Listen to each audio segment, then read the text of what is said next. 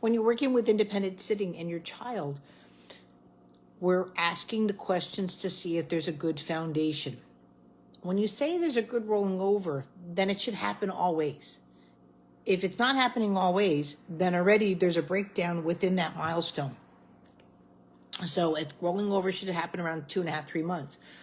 And we're now at 6.5 months. So at 6.5 months, what should already be happening now is your child's coming to sitting from the back, independent sitting. You shouldn't be worried about head control at 6.5 months. So let's break it down what you need to do, right? Because you want the foundations. This is what happens.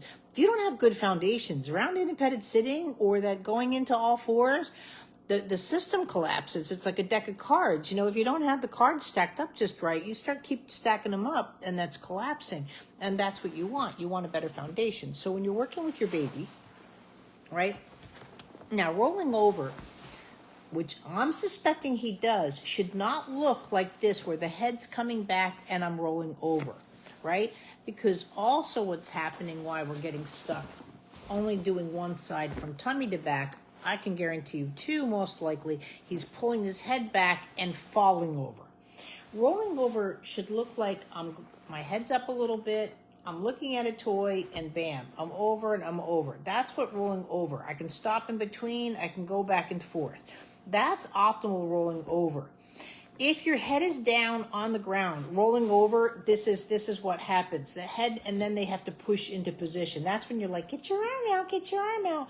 Because already the quality of the rolling over is not there. And so you want the quality, right? So I honestly would go back to the rolling over course, because if you don't have a good rolling over, see that the head, the sequencing, that's where you get the head control. So now that you're looking for independent sitting, the independent sitting course is just loaded up now.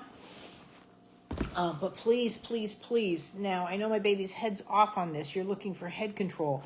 If you want head control, it's in the pelvis, guys, right? You want to be able to work with your child here in the pelvis.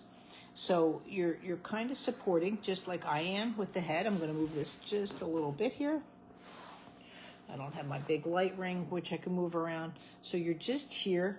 I'm not grabbing the head, just lightly guiding, holding the head. What it looks like from here is like that. Just this really easy guide, right? Like a magic carpet. And you're just starting to rock that pelvis a little bit. Because if that pelvis is too tight, which it is because he's bucking with the feet, and that's another thing that's an issue. You don't want that. That's where you want, and then the shift of the pelvis, that's what stabilizes the head.